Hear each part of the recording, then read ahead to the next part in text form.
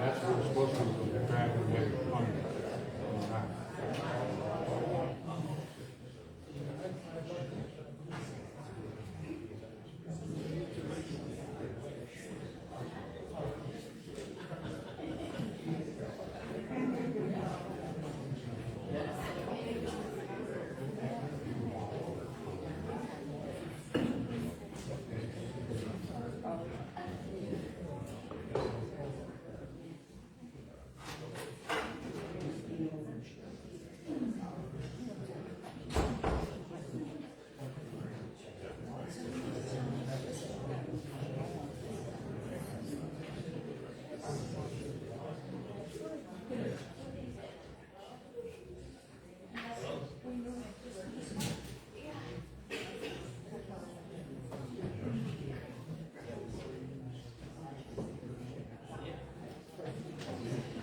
All right, good afternoon, everybody. Thank you, everybody, for coming. This is such a nice venue. Did anybody have trouble finding it? Maybe a few people. But thank you for coming. Thank you to Virginia for allowing us to be here. Our theme today for this meeting and what we've been thinking a lot about is strengths for many strands. So we're going to be talking about that a little bit as we get into the meeting. But if we could first stand for the Pledge of Allegiance.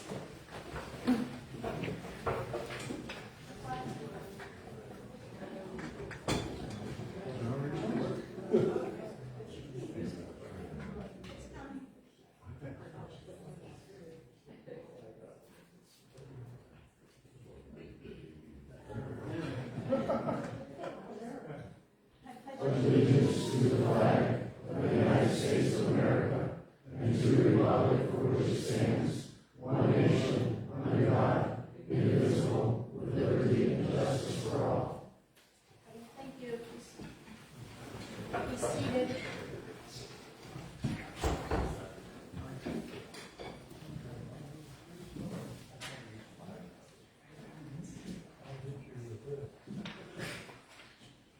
As I said, we've been talking about strengths from many strands and what that means for the work we do with the Community Foundation.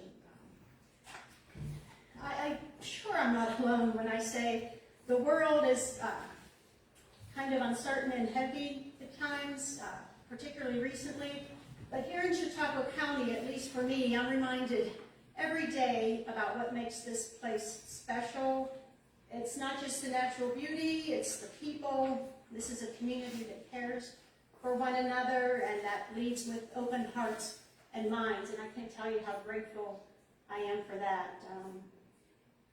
I remember actually, Mr. Minton, when you once said, "This is God's country," because you thought it was beautiful. I think it's beautiful as well, so I agree. So our theme is strength from many strands, and the metaphor, I think, is simple but powerful. A single strand or a single thread has value, right? Has some strength and a purpose. But when you take a lot of strands, a lot of threads, and braid them together, weave them together intentionally, with care, they become something greater, stronger, more resilient, more beautiful than any one thread alone. And again, I was thinking about Tom Webb being on the boats and the rope and all the strands in the rope, and they've all got to be there. They're not going to hold, right? And at the foundation, we bring people, resources, ideas together in that same way. From scholarships that support students, grants that strengthen nonprofits, collaborations that tackle complex problems, our work is built on partnerships more than ever. And I wish there was a word even stronger than partnerships for some of our relationships, because it's just so integral, so deep, so much trust with many of the organizations people. So I now have the privilege of acknowledging, while you're all special guests, I wanted to point out footprints recipients that are here, Mr. Dan Reinigo and Stephen Mary Reese. I don't think I missed anybody else, but thank you for coming.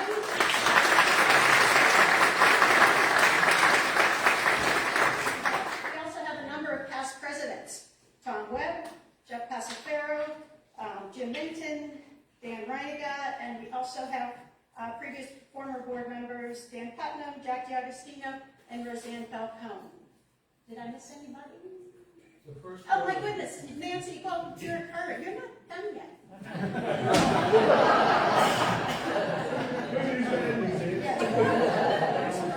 She's been like this for months.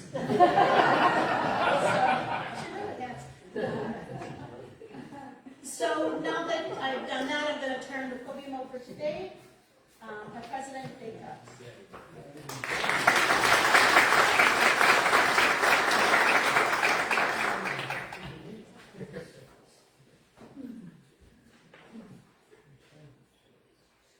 Once again, I want to welcome all of you here for this great occasion today.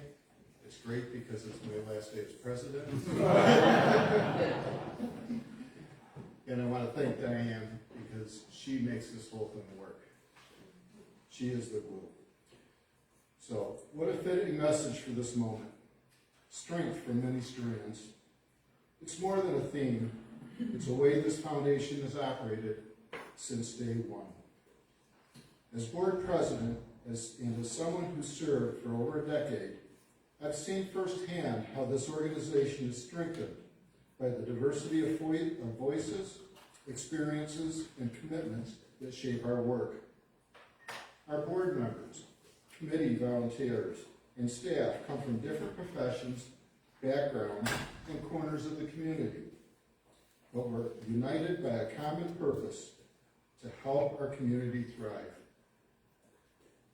And it's that mix of perspectives, that braiding of talents and ideas, that helps us make thoughtful decisions, stay rooted in our mission, and remain responsive to community needs. In my final year as president, I've been especially grateful for the energy and dedication of our board and committee members. Whether reviewing grants, stewarding funds, or guiding strategic initiatives, they bring both heart and expertise to the table.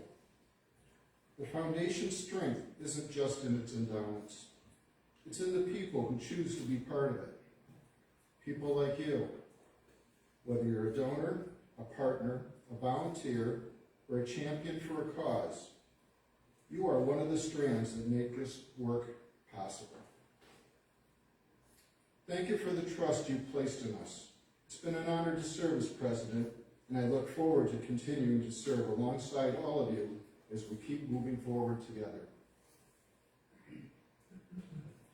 As we reflect on the strength and reach of the foundation, it's important to recognize the people who guide our work, those who give their time, insight, and leadership behind the scenes. The names you'll see on the screen and in your program represent a remarkable group of individuals. Our board, voting, and committee members who are essential to our work. Our board of directors provides thoughtful governance and long-range vision. They help us stay grounded in our mission, while also pushing us to grow and respond to emerging needs.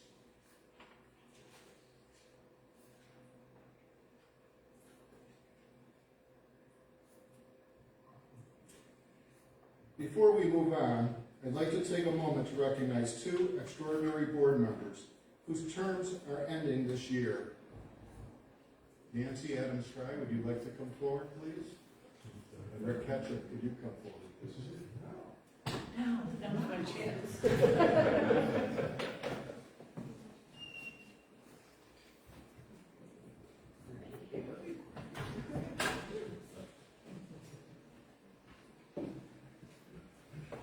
Together, Together, Nancy and Rick have dedicated countless hours and years of leadership, service, and heart to the Northern Chautauqua Community Foundation. Both have served as board president, chaired committees, and led key initiatives, and both have left a lasting imprint on this organization. Nancy brings a unique blend of creativity, tact, and joy to everything she does. She's bright, open-minded, and collaborative, always looking for solutions that bring people together.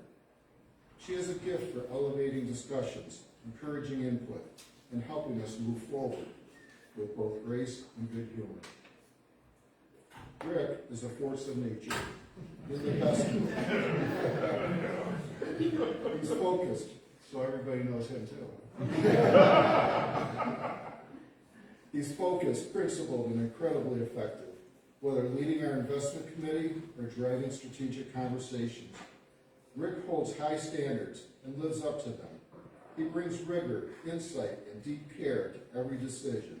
And when something needs to get done, Rick makes it happen.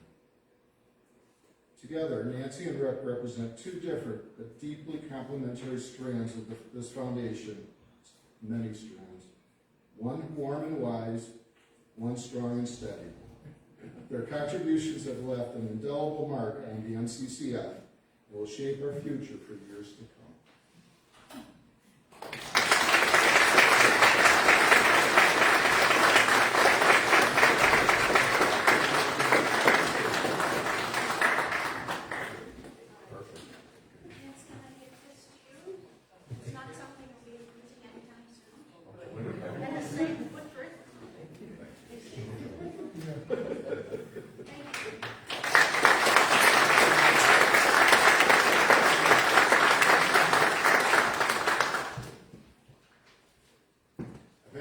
Of working with both of them for the past 10 years, and it's been a pleasure.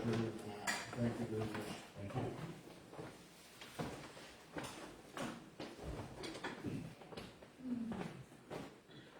you. We'd also like to recognize Marilyn Kurzawa, who is concluding her service as a voting member after 9 years. Voting membership carries real responsibility. They help shape the future of this foundation. Marilyn has brought to this role the same qualities that she's known for throughout her community: steadfast support and a spirit of service. We thank her for her years of involvement. Is Marilyn here?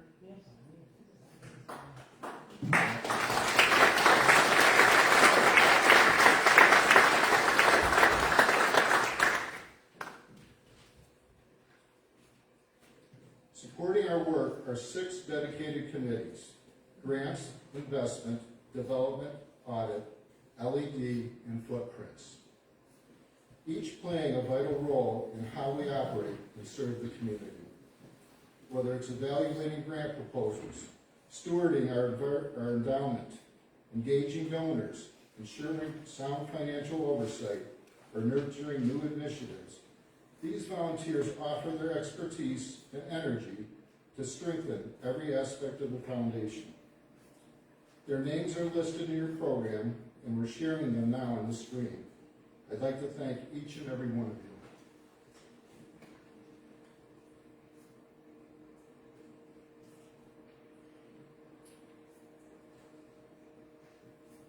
you. Before we close this portion of the program, we'd also like to extend our sincere thanks to several committee members who are concluding their service this year, from our Grants Committee, Footprints Committee, and Nominating Committee. These individuals have helped guide the Foundation's work with care, insight, and commitment. Committee work may not always be in the spotlight, but it underpins the strengths and integrity of what we do. We are grateful for the time, perspective, and dedication each of you has given. Thank you for moving our mission forward.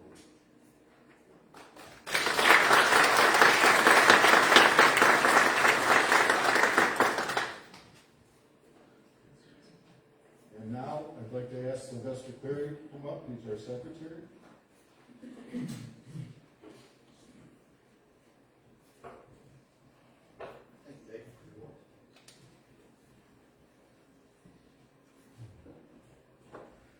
Good afternoon, everyone. Before I get on with the Secretary's report, I'd like to share a thought with you all. First of all, I'm just so appreciative to see all of you here for this cause. NCCF is not a good organization, it's a great organization. And what makes it so great is that since 1986, it has been doing great work for the members of our community. And if you look around the room, you'll see that NCCF is leading the challenge for diversity. Look around the room. You'll see something very important that I'm very pleased with. Because one thing I realize about this life is that when we allow everyone to feel welcome in a community, great things happen. I'd like to share one word with you that I learned from one of our members 3 years ago. It's a word that I've heard several times in my life, but it never has meant more to me than when I heard this individual, a member on our board, spoke it. And that member is Rick Ketchum. He talked about the word opportunity. What a powerful word for an organization like NCCF. It's the gift that keeps on giving. And with folks like you involved, it's a wonderful feeling for a community. It's not so much what we do that I realize, it's what we do together that makes a very important situation for all of us. With that being said, I'll move on now to the Secretary's report. The bylaws require that the notice for the annual meeting is mailed between 10 and 20 days prior to the meeting day. Diane Hammond has certified that the official notice of this meeting was mailed to all voting members on June 13, 2025. Certification of quorum. NCCF has 56 voting members, and according to the bylaws, a quorum is established when 25% of the voting members are present. I certify that there are at least 14 members in attendance. And we're going to go through the approval of the minutes. We have two sections of minutes that we have to approve this year. June 24th, 2024 annual meeting. Minutes of the 2024 annual meeting were mailed to all members with the official meeting notice.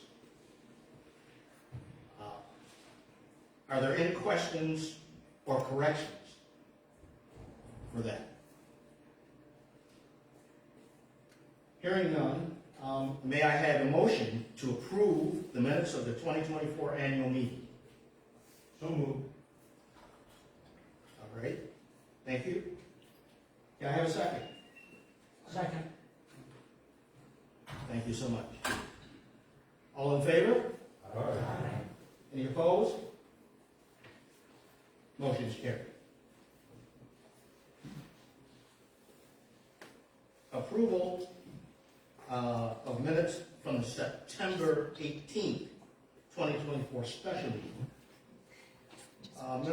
Minutes for that meeting, the special meeting, were mailed to all members with the official meeting notice. Are there any questions or corrections for the September 18th? Hearing none, may I have a motion to approve the minutes of September 18th? So moved. May I have a second? Second. Any opposed?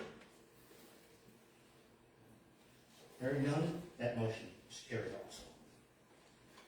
That will conclude my portion at this point, and we will ask Monica Simpson. She will come up next with the nominating committee report. Thank you very much. Hello. This year's nominating committee included myself in addition to Sylvester Cleary, Rachel Foley, Josiah Lamb, and Kyle Lycum. The NCCF's success depends on our faithfully reflecting the diversity of our Northern Chautauqua community within the board of directors and voting membership. In our discussions, we considered a range of factors, including race, ethnicity, gender, geography, and lived experience, alongside skills expertise needed to support, guide, and govern the foundation effectively. First for your consideration is the election of board membership. The committee is proposing the re-election of Stephanie Stevens for her second 5-year term. Are there any nominations from the floor for board membership? Take a long pause here, sir. Assuming there are none from the floor, may I have a motion to approve the slate of So board moved. membership? Zach Amos with the first, and can we have a second? Second. Thank you. Your Ketchup. All in favor? Aye. Any opposed? Abstained? Great. Next is the election of voting members. Recommended for re-election for 3-year terms are Nathan Aldrich, Kelly Borello, Sheila Hahn, Ken Shear, Loretta Terrain, Joan Caruso, and Steve Reese. Recommended for election for 3-year terms include Indo Quinones, Katie Cross, Carol Woodard, Cassie Simpson, Courtney Dumps, Jackie Shagnon, Julie Butcher, Kate Ralston, Lori Pless, Nick Whitmer, and Tyanita Cruiser. I'm sorry, I hope I didn't butcher that. Kowser, thank you. May I have a motion to approve the slate of nominees for voting membership? Thank you. And may I have a second? Second. Thank you. All in favor? Aye. Opposed? Okay. Next page. The bylaws require a 5-person nominating committee is elected each year. The president has presented the following slate: Monica Simpson, Nate Aldrich, Jessica Ross, and John Hamels. May I have a motion for the election of the slate as presented? Thank you, Rick. And a second? Thank you, Nancy. All in favor? Aye. Any opposed? Okay, thank you. That concludes the report of the nominating committee, and Rachel Foley will now present the financial report.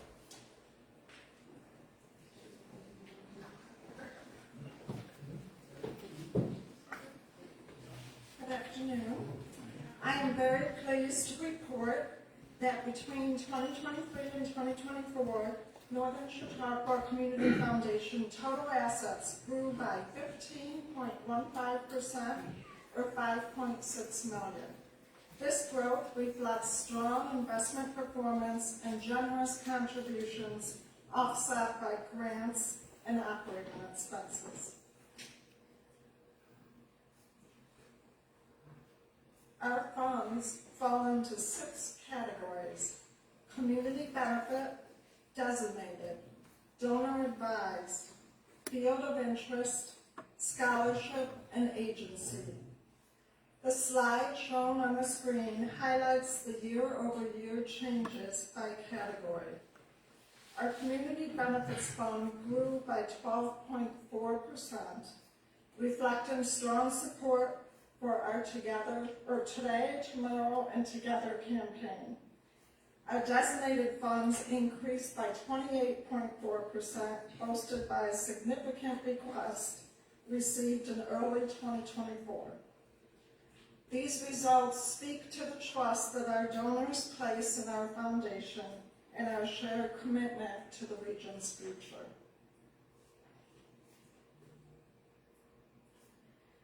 In accordance with our bylaws, the voted membership must confirm the appointment of our auditor on an annual basis. Would a member please move to confirm the appointment of JM&A as Northern Chautauqua Community Foundation's auditor for 2025? So moved. May I have a second? Thank you. All in favor? Aye. Any opposed? Carried. Thank thank you for that. A hallmark of our foundation is that the majority of our funds are permanently endowed. We invest our contributions for the long term, and only the income that is generated is used to support our grants and initiatives. Our investment portfolio delivered a total net return of 11.8% in 2024, with a 10-year average return of 7.7%. Northern Chautauqua Community Foundation consistently ranks among the top performing community foundations. And I'm pleased to report that as of this morning, the value of our investment portfolio was $43,394,422. This performance strengthens our ability to fund our community priorities today and for generations to come. A key driver of our long-term success is our investment and spending policy, a carefully designed framework that guides how we invest assets and allocate our funds. This policy is reviewed regularly and updated as needed to reflect changing marketing conditions and best practices. The primary goal of our investment portfolio is to support sustainable, inflation-adjusted spending, to provide financial resources for today's strategic grant-making, collaborations and expenses, and to achieve long-term growth. We want to ensure the enduring, inflation-adjusted value of our assets. By adhering to a disciplined approach, we position the foundation to meet today's needs and respond to tomorrow's opportunities. Reasonable stewardship is central to our mission. The sound management of our investment portfolio directly impacts our ability to serve the community and honor the intent of our donors. Since 2013, we have partnered with Courier Capital, a professional investment advisory firm whose expertise supports our investment committee in making informed strategic decisions. And that concludes the financial report, which is always the most exciting.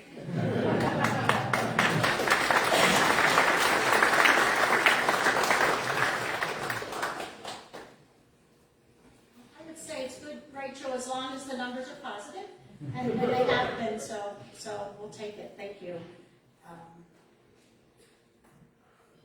I overlooked one of our footprints recipients. He was sitting right there in front of me, Mr. Rick Johnson. So,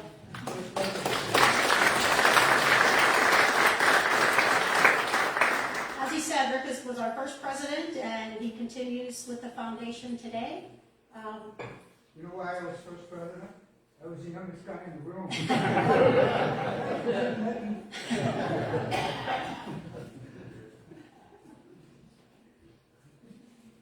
Okay, so I've got some numbers up here on the slide, and this talks about, this is kind of the data of 2024. You can see we had over 1,000 contributions, and I think that surprises a lot of people that we get that many contributions. You know, some could be $15, and last year we had some very large $1 million grants. We granted in our community almost $1.6 million. The number of funds is up to 475. Contributions, $3.3 million. You can see how much we've given out in scholarships, and we're kind of in scholarship season now, so we'll have to wait and see what that number is for this year. You'll notice in the lower left, 22 new funds, and a lot of that has to do with our campaign Today, Tomorrow, Together. We're really focused on building those community funds and have a lowered minimum for them, and we're really encouraging everybody to set one or more up.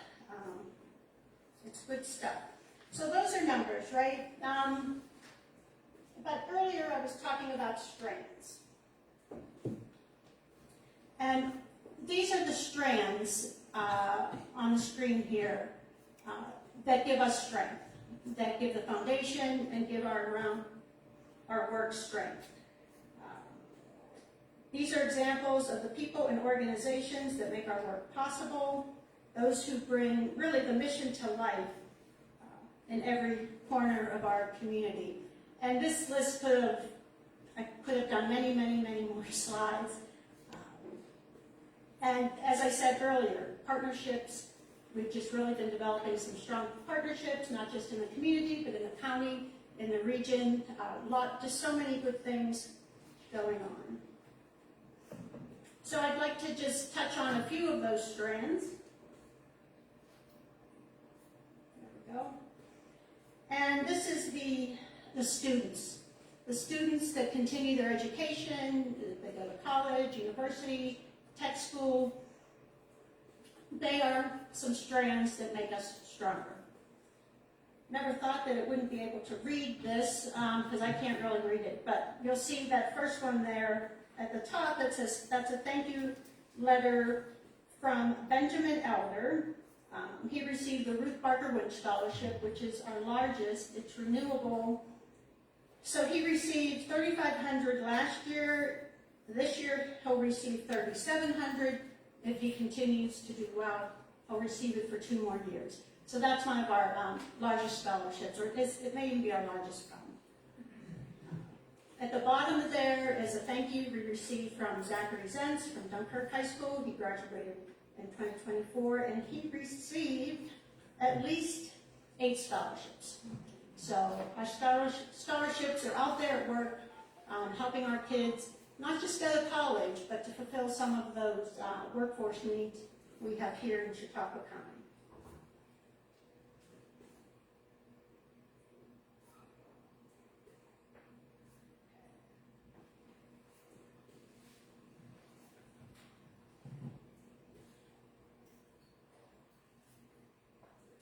The Ralph C. Wilson Jr. Foundation has been working in Western New York and Southeast Michigan for about 10 years now. They're halfway through their 20-year Spend Down Foundation. The money's just astronomical that they've had to distribute, and we've developed a strong partnership with them, as have the other community foundations in the rural areas.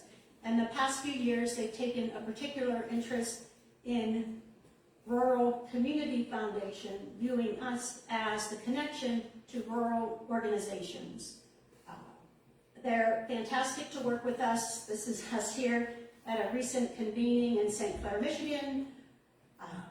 They've been working with us in many ways, building our capacity and using us as a conduit to get money into the community, either from them or from money that they've left with what they call legacy funds at the Greater Buffalo Community Foundation. If anybody ever has any questions about the work we're doing with them or the opportunities that are out there, they've been focusing on play, children at play, caregivers, capacity building, economic development. They've been great partners, and we're looking forward to expanding it. So another strand, and they've actually partnered with us, the Southern Tier Community Foundations, and are funding us doing some capacity building work together. So lots of good stuff, a lot of good people there doing good things. Service Learning Program, another thread. The teachers and students who participate in the service learning projects. At the bottom, there's students there working on empty bowls. So the empty bowls are there in the front. Most of you are probably familiar with the Empty Bowls Project, where they sell bowls in the fall, raise between $20,000 and $30,000 normally. So the students here did some service and learned about pottery. At the top is Fredonia School, and they've been doing for many, many years now an art night, a paint night, where their art students teach community members how to complete different projects. So again, strands that bring our work together.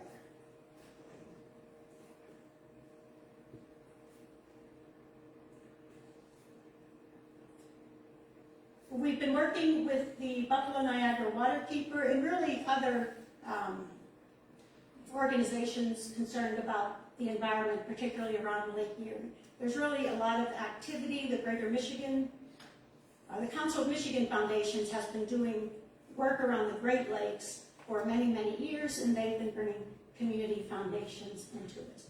So we hosted the Waterkeepers here a few months ago, sharing information about their environmental justice grant program. He tells me it's still a go, but I'm not sure if it will or not because it was a federal source of funding. But again, another threat. Next, I'm going to ask Nathaniel Clark, who is our community impact guru, and he's going to follow up on some other strands. But one thing I want to add, my husband and I were talking about strands, and he said, well, are you going to tell them why it's important to have strong strands?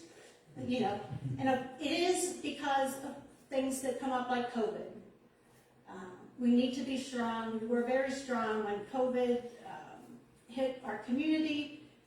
I'm so proud of our community and honored to be a part of it, to say that we raised, by we, I mean the county funders, close to $1 million in 2 or 3 weeks. And there were others in the country, other foundations and United Ways saying, oh, we raised this much money in 6 weeks. But our county is amazing in how they rally.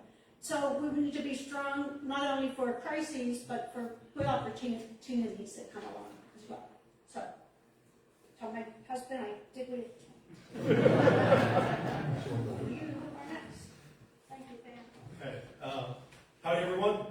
For those of you who I have not yet had the opportunity to meet, my name is Nathaniel Clark, and as Diane said, I am the Community Impact Assistant for Northern Chicago Community Foundation. So a lot of folks ask me, what does that mean you actually do? And to them I say, good question. So I have the opportunity today to share with you some of the work that I have been involved with and some of the wonderful partners that we continue to work with in our community. So first up on here, I have the Capacity Lab. This initiative was born out of really years of a recognition that as a nonprofit sector, we all benefit when we're all built up. And as a community foundation that supports nonprofits, we have a very clear vested interest in their success. And so we have really leaned in, and alongside other partners, their names are up there if you can read them on the screen, we have been working to build up the nonprofit community. And a strong emphasis has been placed on working side by side. So it's not about telling organizations how they need to change. It's asking them what resources are they looking for and how can we provide it to them. So up there on the top, I have highlighted a shared service opportunity that I had the privilege of facilitating. So this is a county-wide initiative. So we partner with, we have CRCF up there as well, Chautauqua Region Community Foundation. And that was actually a partnership between Hospice and Palliative Care and Audubon, both of which are South County organizations. But the Capacity Lab is county-wide, and all of our partners are coming together to build up the sector as a whole. And it's rooted in that fundamental belief that if people are achieving their missions, we're all doing better. So we can go on to the next one. So I have also been pretty heavily involved with our local economic development work. Once again, I have to shout out Rick Johnson and our local economic development committee, several of which I see in this audience. So we take a very broad view of local economic development. It is not just jobs, it's a belief that the community needs to be built up as a whole. It's workforce development, it's placemaking, it's engaging stakeholders, it's bringing folks to the table, and just changing the narrative around what we have to look forward to in this community. And so I pulled together not just our local economic development committee directly, but also our partners at the partnership. The Chautauqua County Partnership for Economic Growth has been a huge success story in our county, and it was rooted in the idea that the public sector, the nonprofit sector, and the private sector can come together and deliver even better outcomes than we can individually. But it is more than jobs, it's also about making our communities a wonderful place to live, because that is what is at the root of economic success, is being desirable. And so I have up there Bloom, which is a program that we've been running for several years that just is flower planting. It's just making a lot of our smaller communities, because we stretch out way beyond Fredonia and Dunkirk, and making sure that we celebrate all everything down to the single flower. Our largest granting is to economic development. Our largest single unrestricted grant every year is to the partnership. It's something we're deeply committed to, and it's something I've had the privilege of working on. I don't think I saw him, but Gustav, the dean of the business school here at SUNY Fredonia, was hoping to join us today. So I highlighted up here the International Business Analytics Conference, which he actually brought to Dunkirk, New York, and has hosted now for the second year. And last year I had the opportunity to attend some of their panels. They had senior leaders at Bank of New York Mellon, Microsoft, huge heavy hitters in the industry right here in our community, showing others that this is where business can happen and cutting edge research on business is taking place. So if we go to the next one. And finally, I would be remiss if I did not highlight our continued commitment to inclusion, diversity, equity, and access. So we can't take credit for this, certainly, but we have been right alongside the IDEA Coalition from the beginning. We have been active advocates for inclusion in all the forms that it takes. And as part of my work, I work closely with Sandra, a board member and the leader of that coalition now currently. And I've also up here highlighted the Chautauqua County Book Read. So we have now supported that for 2 years and I have been here for 2 years, so I know that we have supported it for 2 years. And so we have actually copies of this book out for folks who are interested in it.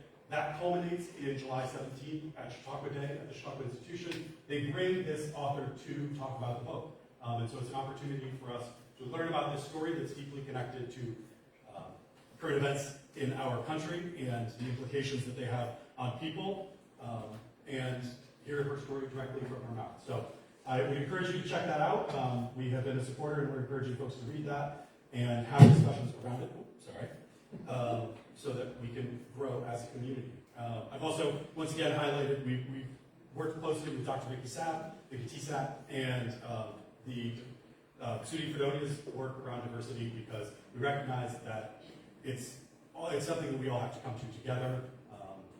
We all gain when we lift everyone up. So I believe that covers the slides I was hoping to cover in the 5 minutes that I have for you. But if you're interested in talking to me more about the many logos that I popped up on that screen, I would be eager to chat with you afterwards.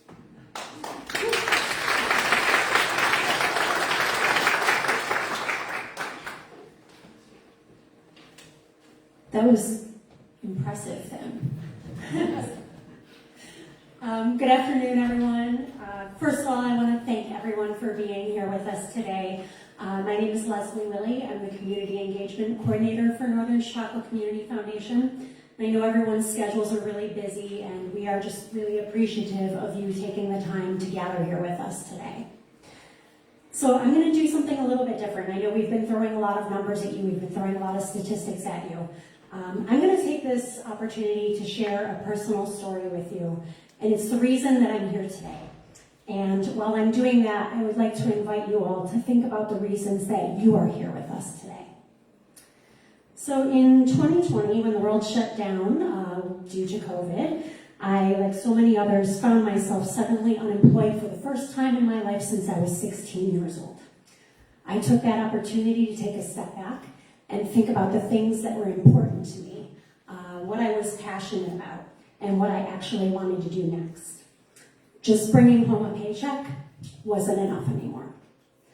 So I sat back and I asked myself, what is it that I'm passionate about, and what could I do with my time that would be personally fulfilling and make an impact in the ways that I want to see?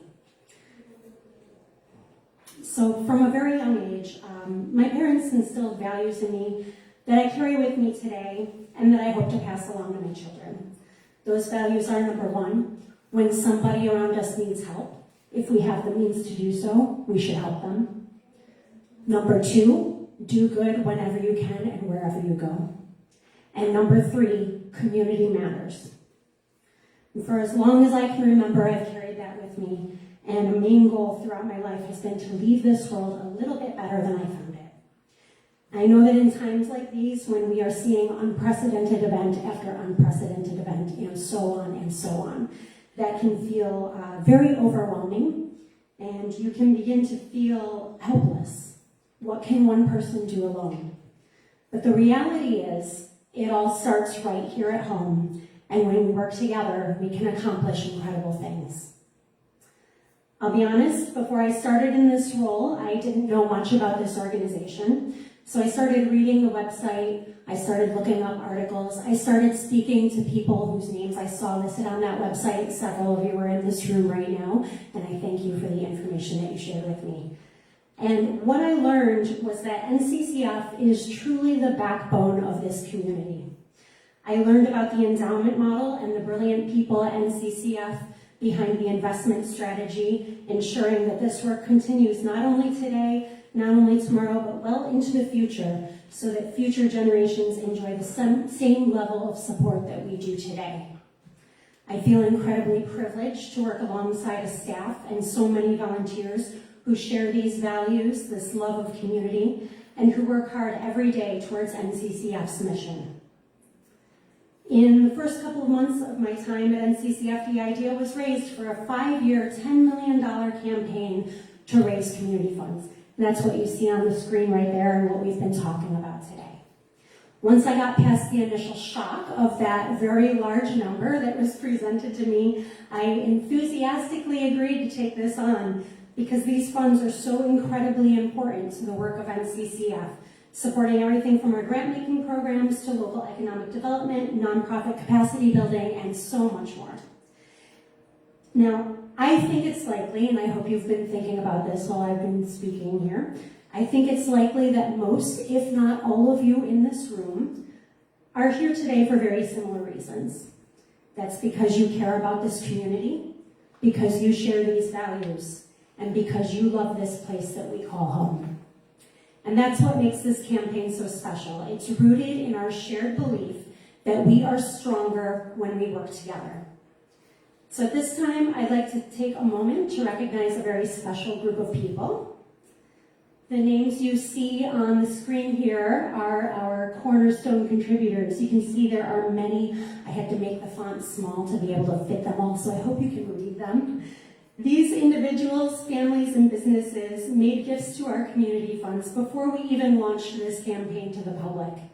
Their early support laid the foundation for the campaign's success, and we are so grateful for their generosity. The truth is, we couldn't do the work we do without our donors, those listed on the screen, those of you in this room, and those who couldn't be here with us today. They are the real change makers, the ones who make it possible for us to support vital programs, respond to urgent needs, and invest in the future of our region. And today, I want to personally invite each of you to join this effort, whether that means creating a community fund in your name or your family's name, contributing to an existing fund, or even just encouraging others to get involved and telling them about the work that we are doing together here. Every little bit of support helps. Because when we pool our resources, when we give together, we can accomplish so much more than any one of us could alone. And that is the power of collective philanthropy.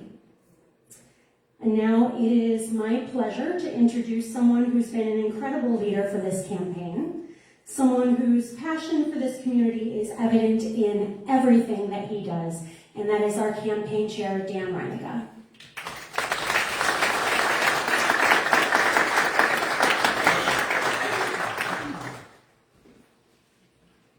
Thank you and good afternoon, and thank you to Leslie and the team for their leadership in this fundraising effort.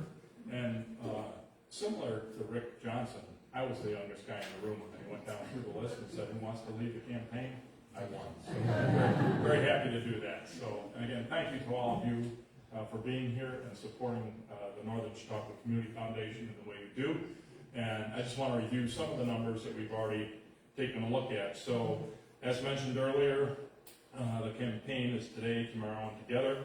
We've got about $43 million in the Community Foundation balance now in the investment account. That is preserved into perpetuity. And that is what the income, that's what creates the income that is distributed back to various community organizations, whether it's an organization that has a designated fund or it's in the Community Benefit Fund. So what we're here today for is to take a look at the Community Benefit Fund and the opportunity to grow that fund balance. that fund will be used forever to meet the needs of the community, whether it's today's needs or needs from 20 years from now. So it will move with the needs of the community, if you will, and the funding for that. If you take a look at the simple math, you look at $43 million today in community foundation balance, and those who know the rule of 72, at 7.7%. Quick, anybody want to do the math? Money's going to double in about 9.5 years. So it's really a great opportunity, and you look at that 10 years from now, that's going to be 86 million. And another 10 years, what's that go up to? 172? Did I do the math right? Quick, somebody tell me. So it's a great opportunity when you look at the distributions that can be made from that fund. And I want to thank you for that as well, because I know each and every one of you, that's near and dear to your heart, and the preservation of the commitment to our community. Different ways you can give. When you look at it, you can do a named fund, which I believe is a balance of $3,500, and you can pay that over a 3 or 4 year time frame, and that gets a named fund. You can designate that fund to an organization of your choice or to the community benefits, so that the income from that fund will go into community benefit activities. There's ways to also work with your IRA if you're in the RMD mode. Did I say that right? Minimum required distribution. I'm dyslexic, so I always put it backwards. But then you can donate directly from your IRA through the required minimum distribution. So there you go. Thanks, Rick. But ultimately, great opportunities there as well. You can also designate a beneficiary on your IRA. You can designate a beneficiary through an insurance policy. Preferably paid up insurance policy. Remember some of the stuff that's we're glad to take over the free.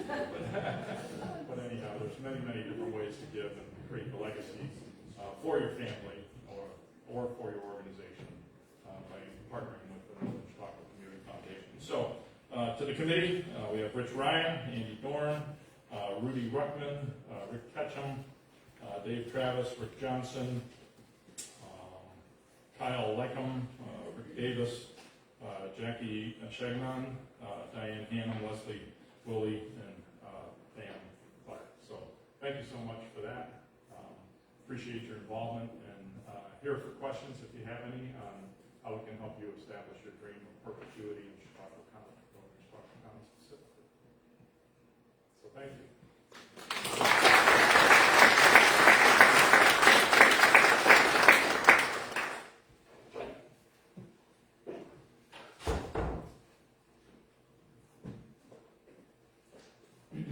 I just have to point out this picture under new business. I needed to use this picture in the presentation. It didn't fit anywhere, so I put it with new business. That's the Dunkirk Police Department. We helped fund a drone for them. So there they are, and showing us how the drone works. So it's not a threat.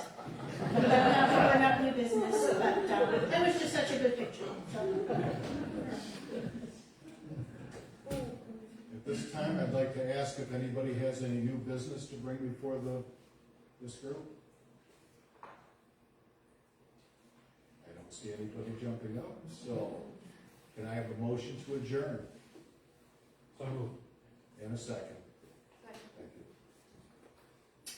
All in favor, signify by aye. Aye. We stand adjourned.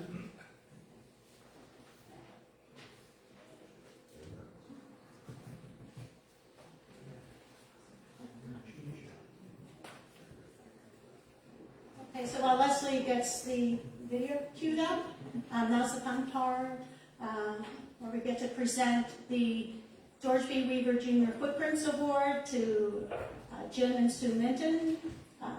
And I have to tell you, while Leslie's setting this up, when we got their application, I knew they were qualified. They met all the criteria and then some. They knew Mr. Weaver. I knew that they would be in the running, so to speak. But when the committee met, I learned all sorts of things about them that went well beyond. It really showed their philanthropic nature, their generational philanthropy. I learned that they would, when the kids were growing up, they would take other kids to like volunteer and stuff. They would make friends, do things that were charitable. So that's great. That's what a great role model. And something that was never really publicized is that Jim and Sue set up a scholarship in Dunkirk called the Admiral Horatio Rivera Scholarship. He was the first Puerto Rican naval commander, is that right? Admiral, as I just said, yeah. So, I'm sorry. And Jim and Sue recognized that some of the students, they might have some pride about that. It might help build their pride in their background being from Puerto Rico. So he set up that scholarship, they set up that scholarship and awarded a few $1,000s over a number of years. So again, something that many people don't know. And I could go on, but I will wait for Leslie to get the video going.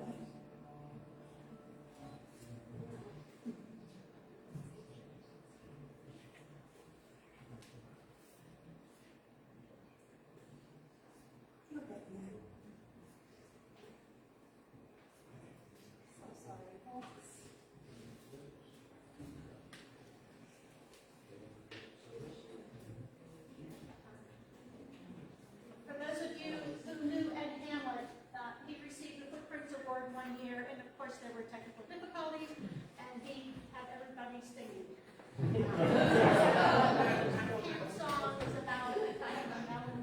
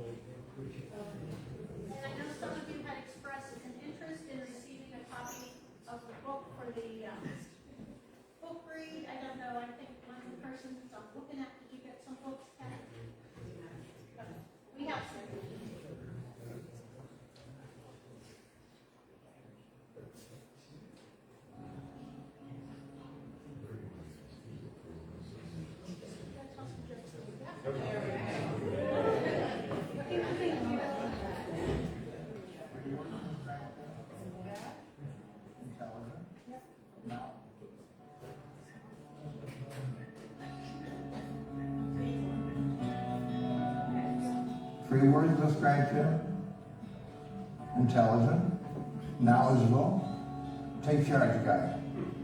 They made things comfortable, generous, certainly, thoughtful. Family, devoted, stalwart, always there when somebody needed them. Sue has a marvelous sense of humor. She was a great cook. And Jim had one speed, fifth gear, and always on the run. Three words I would say are compassionate, generous, and always looking out for the less fortunate. Sue is just a gracious lady. I can just say that one word: gracious. For my mom, kind but tough. For my dad, very disciplined, smart, and inquisitive. Jim Minton is a leader. behind that leadership is somebody who is extremely wonderful and engaged and supportive, and that's Sue. They moved to northern Chautauqua County from Pittsburgh when they were in their early 30s. They didn't really know anybody. My dad probably knew some people from work, but that became home for them. And, you know, it is a place that they care very deeply about. And, you know, I think it's been just very inspiring to see how they, you know, started from scratch in a community and became, you know, community leaders and, you know, did so much and cared a lot about giving back. They were great neighbors, great friends. They do so many things together. They've always been active in the community. It just was a good working relationship and a good friendship, because Jim was the kind of person that if he was your friend, there was nothing he wouldn't do for you. He was that kind of a guy. I think Sue is an absolutely delightful person. I just always admired her because she was always so upbeat and positive. From our business and professional relationship, it led into a personal relationship where I can now say that Jim and Sue are my dear friends. They have done so much for me and my family, and I hold them in such high esteem for what they've given back to the community. You know, they're just such good people, and we need more like them. Jim had the ability to motivate employees during very difficult economic times in the 80s and going into the 90s, especially in the steel industry. Well, I think he kept the steel plant open for a long time. That was his major contribution. He kept people employed, kept the city tax dollars. He took a roll of the dice and went after Sunbeam, which happened to be in bankruptcy, got an environmental remediation fund, which in fact remediated the site, which then created thousands of jobs over time to assist in the area, the Dunkirk area. He understood the importance that those jobs really meant to the vibrancy of the community. And so, you know, and my mother's support, because he was able to, you know, help foster that commitment during his career, in part because my mom was always there to, you know, to take care of everything else. And he and Sue were dedicated to keeping these jobs so they could, you know, enjoy a quality of life that Western New York offers. Every village had a chamber of commerce, and every village had their list of what we should do, what we should push for. And Jim had the foresight of seeing a united county. The North County and the South County were divided, and Jim got the two, North and South, to pull together and pulled off a joining of the chambers into the Chautauqua County Chamber of Commerce.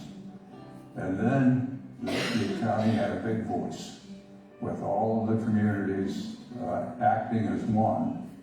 And I give them all the credit for that.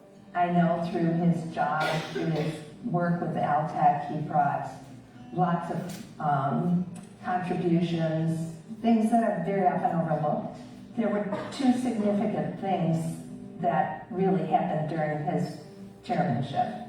And one was a controversial and difficult transition to term limits.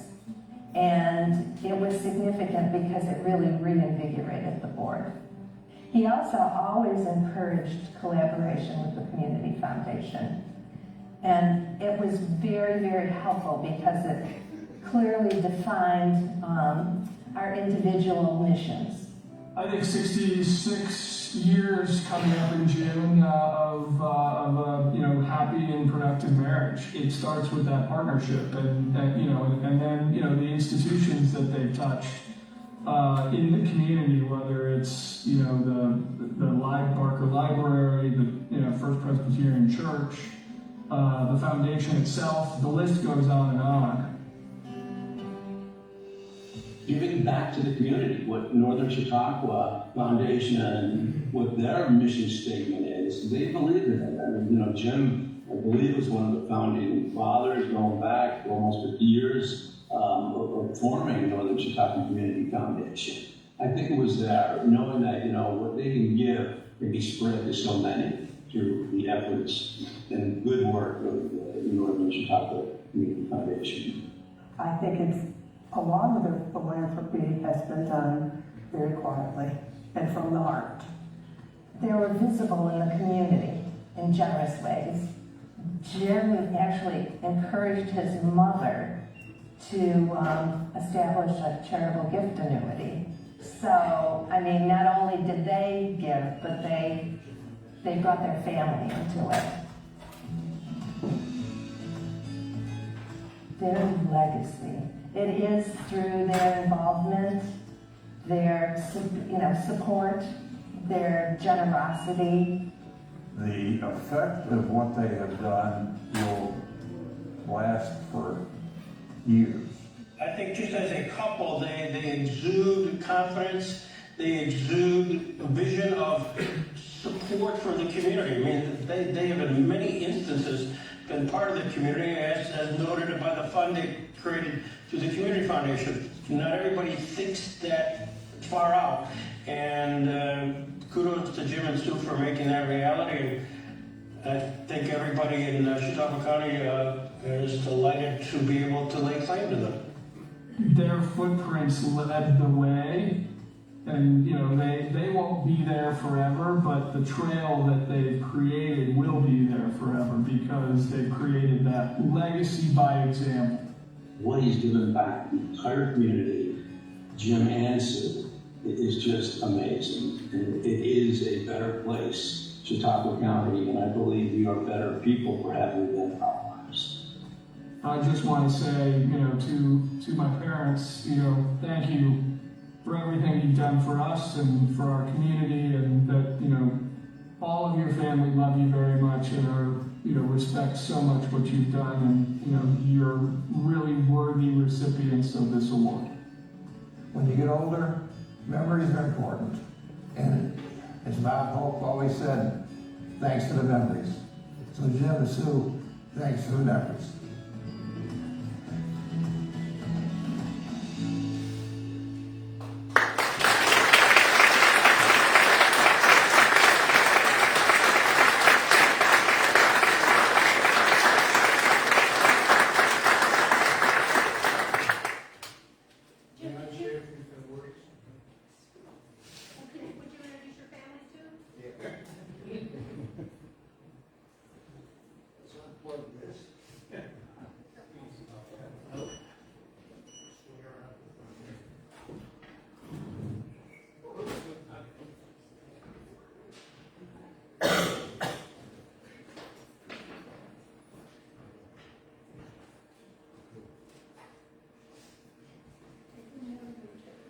Taking out here so that people can see.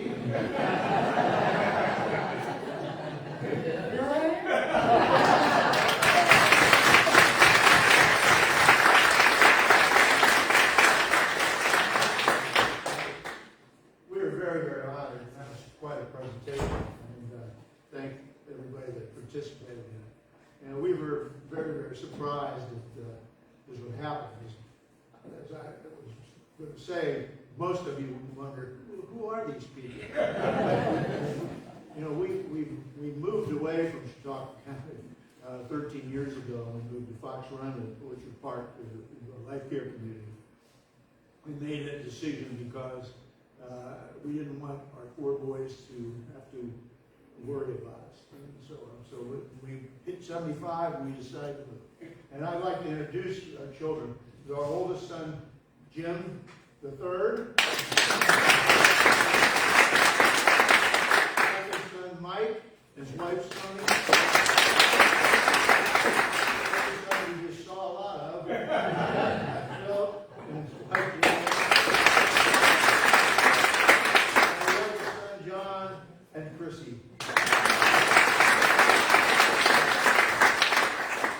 I wanted to say one thing, because it's very important to me in my life, and it's been very important to Chautauqua County. Next year, the Altech revolving loan fund is going to be 50 years old. And I wanted to go into the history of how that happened, because that fund has been a tremendous asset for the county, for people starting businesses and expanding their businesses and so on. In 1976, and this is a picture of starting directors, but you can look at it. Anyway, Allegheny International, who were the parent company of Allegheny Loveland Steel, decided they wanted to be out of the steel business. And so they were either going to close the Dunkirk and Watervliet plant, or they were going to give the management a chance to buy it. So, and because of some rules with the IRS, only 35 people could be investors. So it was the top management of the company. We picked the 35 and we decided what level, and people borrow all their money and mortgage their houses and did everything to come up with the money to buy the company, but there wasn't enough.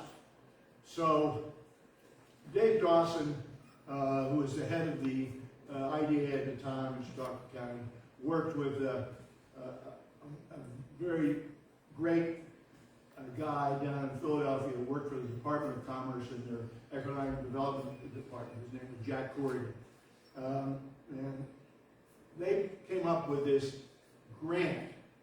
The federal government was going to give $6 million to Chautauqua County and $4 million to Albany County.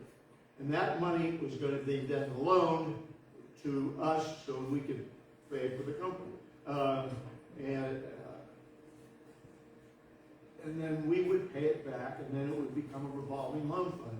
And so the IDA could loan out money again and again, and it would be continuing. So that's going to be 50 years old this year. So when we formed the company, the 35 of us, we picked 5 officers and directors, and I was the youngest one. And so I was a vice president and secretary. But one of my jobs was, that I was told in the job description, is engage in the community. And that's how I basically got started, with the Dunkirk Chamber of Commerce, which we evolved into the Northern Chautauqua Chamber of Commerce, which then evolved into the Chautauqua County Chamber of Commerce. Building the stainless men on the college campus. We did that with the artists. Then we got involved in the Community Foundation and the College Foundation. I'm so proud of how well you've done. But the problem is, as you got older, you term limited out. I term limited out of everything. And I was really, so everything we did, our footprints, were done in the last century. Again, thank you very, very much.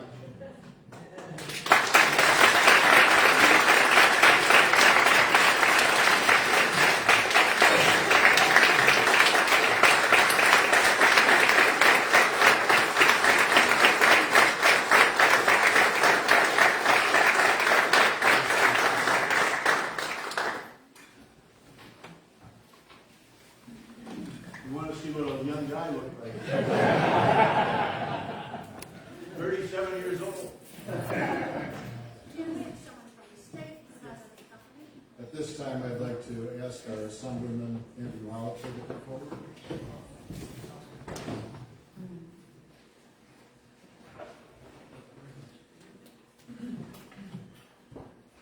Good evening. Thank you for having me here. This is my very first Northern Chautauqua Community Foundation meeting.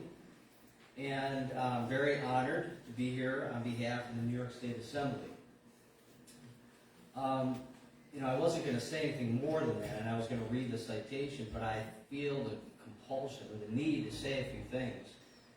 Maybe it's because my predecessor always felt the need to say it. But, you know, I'm a transplant to Chautauqua County, and when you love your community, when you love where you live, what do? You give back. And I'm just so honored to be here with all of you who, you know, I'll be honest, I wasn't fully aware of what this organization did, and my eyes have really been opened here. And I think what needs to happen right now is we need to give all of you a round of applause for everything that you've done for this community. So.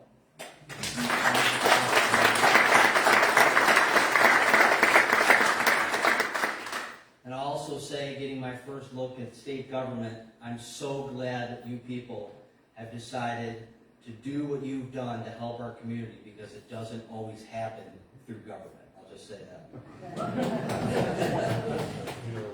So, in my previous life, I was a prosecutor, and a citation meant something very different.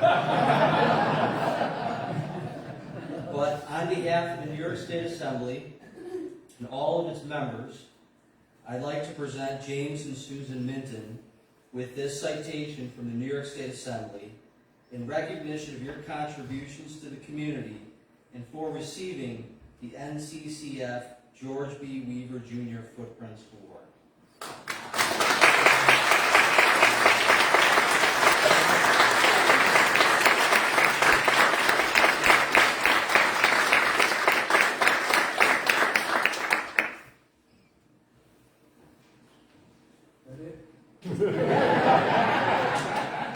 Yes, that's it. We'd like to invite everybody